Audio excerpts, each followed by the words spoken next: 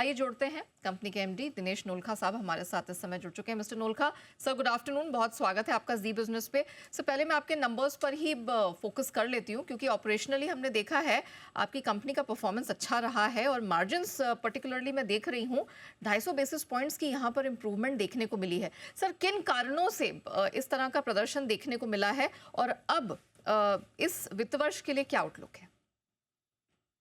Good afternoon Neha ji.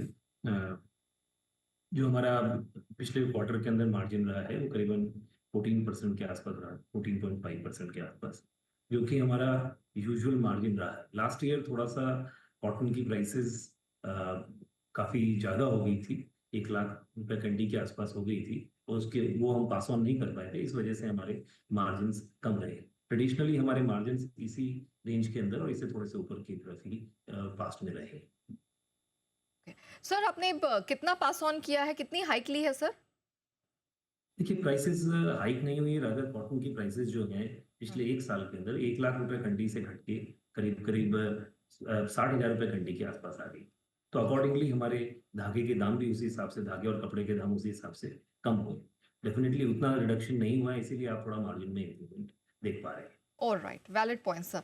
अच्छा sir, जिस तरह का परफॉर्मेंस अभी मैं देख रही हूँ, क्या आप मुझे बता सकते हैं कि इसका कितना ऑपरेशंस का जो कितना हिस्सा है वो इंपोर्ट्स और एक्सपोर्ट से है? If I am not wrong, Q1 में 64% जो रेवेन्यू है वो आपकी एक्सपोर्ट से रही है।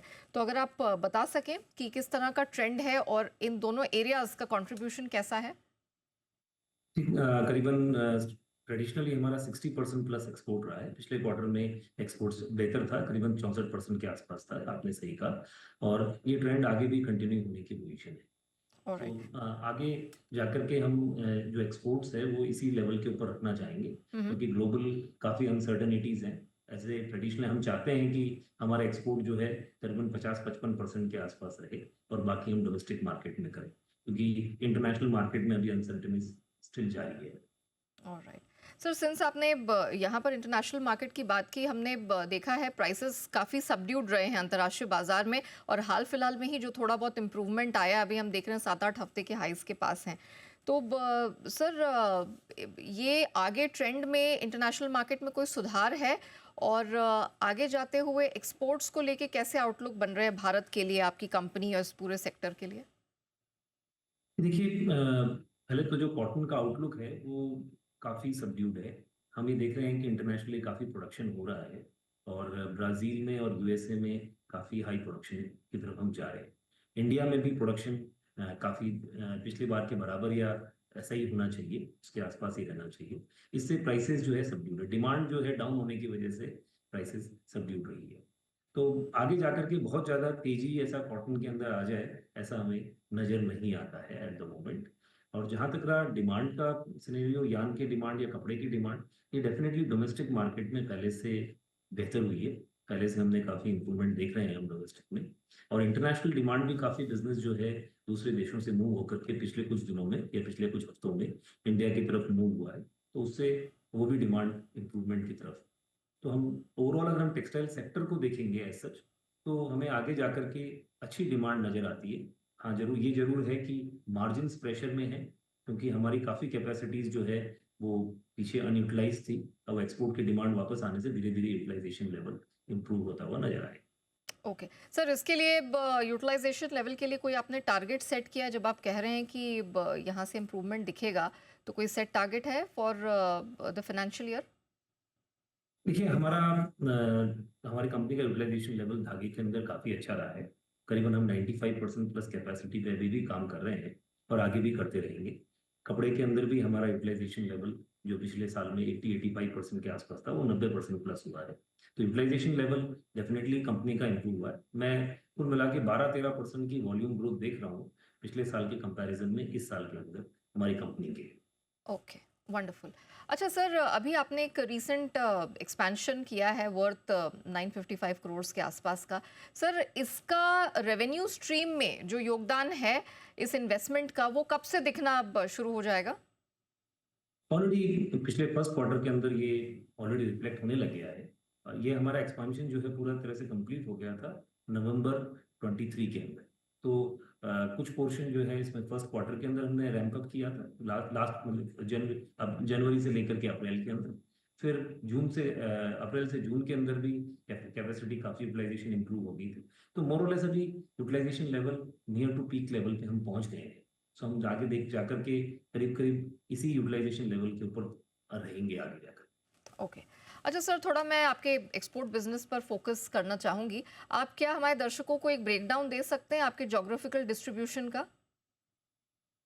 देखिए, जहाँ तक ज्योग्राफिकल डिस्ट्रीब्यूशन है, हम करीबन 50 से ज़्यादा कंट्रीज के अंदर एक्सपोर्ट करते हैं और सारे ही 6 ही कॉन्टिनेंट्स के अंदर हम लोग हमारा एक्सपोर्ट है, तो हम काफ़ी वेल डिस्ट्रीब्यूटेड है। लेकिन पिछले कुछ समय से डिमांड जो है बांग्लादेश से काफ़ी अच्छी रही है, तो बांग्लादेश एक हमारा मेजर कंट्री रहा है एक्सपोर्ट्स के लिए पिछले कुछ समय से। लेकिन हमारा एक्सपोर्ट जो है यूरोप में, यूरोपियन कंट्रीज के अंदर, अमेरिका में, साउथ अमेरिका में, लेटिन अमेरिका में, as well as African continent में भी काफी सब्सटेंशियल है। So overall very well distributed है हमारा एक्सपोर्ट, और हम कोशिश करते हैं कि एक जगह पे हम कंसंट्रेटेड नहीं रहे। अदर एशियन कंट्रीज के अंदर भी हम लोगों ने अपना एक्सपोर्ट्स को इम्प्रूव किया है पिछले कुछ सालों के अंदर। ओके सर, कुछ पॉकेट्स में जिस तरह के जियोपॉलिटिकल टेंशन है या बांग्लादेश का, ये आपने जिक्र किया, जिस तरह का स्ट्रेस इंटरनली हाल फिलहाल में दिखा है, इसका कोई इम्पैक्ट बिजनेस में गोइंग फॉरवर्ड या इस समय या आने वाले क्वार्टर्स में? देखिए, अभी तो ऐसा कोई मेजर इम्पैक्ट हुआ नहीं।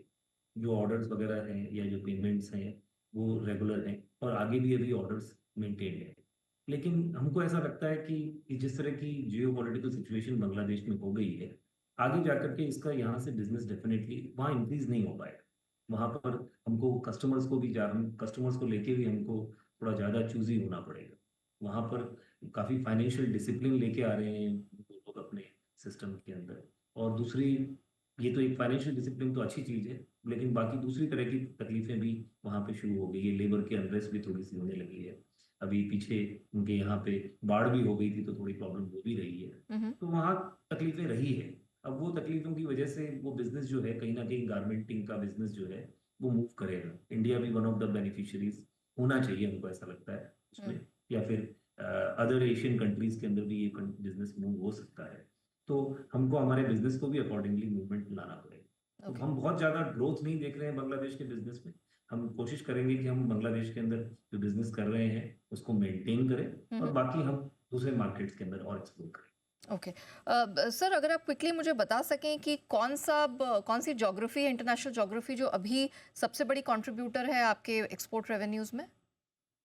देखिए, अभी एक्सपोर्ट रेवेन्यूज के जैसे मैंने बताया, बांग्लादेश एक बड़ा अच्छा। ओके। कंट्रीब्यूटर रहा है। तो Bangladesh one of the biggest है। लेकिन ओवरऑल एशिया इटसेल्फ, जहाँ पर की, देखिए, टेक्सटाइल का मेन जो है प्रोड्यूसिंग कंट्रीज एशिया ही है। चाहे चाइना था कुछ समय पहले, अभी बांग्लादेश और वियतनाम ज्यादा बड़े होते जा रहे हैं धीरे धीरे, और हिंदुस्तान और श्रीलंका और मलेशिया, ये भी कंट्रीज धीरे धीरे बढ़ते जा रहे हैं। तो इन्हीं कंट्रीज के अंदर जहाँ पर टेक्सटाइल है, हमको वहाँ पे ज्यादा कंसंट्रेट करना। सरकार ने जो एमएसपी डिसाइड की है, उसका कितना इम्पैक्ट आपके बिजनेस पर, आपके ऑपरेशंस और मोर इम्पोर्टेंटली प्राइसिंग स्ट्रैटेजीज पर पड़ता है? ये कॉटन की एमएसपी का बहुत ज़्यादा इम्पैक्ट है हम लोगों के ऊपर। स्पेशली ये ज़्यादा हो जाता है जब इंटरनेशनल प्राइसेस कम हो जाते हैं। सो अभी सबसे जो इंडिया की जो पिछले 5 से 6 सालों में अगर हम देखेंगे, तो एमएसपी जो है करीबन 50 से 60% से बढ़ी है। तो ये, इसका इम्पैक्ट हम लोगों के प्रॉफिटेबिलिटी पे या बिजनेस के ऊपर नहीं आता था जब इंटरनेशनल प्राइसेस ज़्यादा रहे। इस साल ऐसा एक्सपेक्ट कर रहे हैं कि इंटरनेशनल मार्केट में क्रॉप ज़्यादा होगी और थोड़ा कंजम्पशन भी बढ़ेगा इंटरनेशनली। लेकिन प्राइसेस जो है इंटरनेशनली हिंदुस्तान से कम रहेगी। इसका इम्पैक्ट हम लोगों को पड़ेगा। हम लोगों के बेसिकली ये एक सबसे बड़ा चैलेंजिंग टाइम अभी का रहता है, करीबन 2-3 महीने के लिए, सितंबर अक्टूबर, जब तक कि नई क्रॉप इंडिया में नहीं आती। तो इंडिया में जब नई क्रॉप आती है, तो जैसे हम अपेक्षा कर रहे हैं इस साल करीबन 3 करोड़ 15-20 लाख बेल की क्रॉप आएगी इस साल। और उसके अंदर एमएसपी ऑपरेशंस के अंदर कॉटन कॉर्पोरेशन ऑफ इंडिया द्वारा इस बार एक्सपेक्ट किया जा रहा है कि 25 से 30% ले लिया जाएगा, क्योंकि इंटरनेशनल प्राइसेस कम है, तो उनको उसको खरीदना होगा। उसको देखते हुए बाकी जो क्रॉप अवेलेबल है वो हम लोगों के लिए अवेलेबल हो जाती है, और वो थोड़ी कॉम्पिटिटिव प्राइसिंग पे होनी चाहिए, ऐसा हम लोगों की अपेक्षा है। तो राइट। थोड़ा अभी चैलेंजिंग टाइम है, लेकिन आगे जाकर के हमको ऐसा लगता है कि बराबर प्राइसिंग जो है इंटरनेशनल पैरिटी पे आ जाएगी। ओके। हो सकता है मार्केट में भी प्राइसेस इंप्रूव हो, गोइंग फॉरवर्ड, क्योंकि काफ़ी नीचे आ गई है इंटरनेशनल प्राइस। जी, आप पिछले 1.5 साल के अंदर करीब-करीब 50-55% प्राइसेस कम हो गई है, which is correct, extraordinary. Correct, इसको आप देखें, उसके मुकाबले बहुत ज़्यादा नहीं। राइट।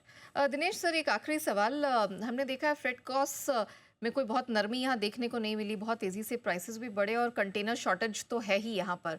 इसका आपके एक्सपोर्ट बिजनेस पर कैसा असर पड़ता है सर?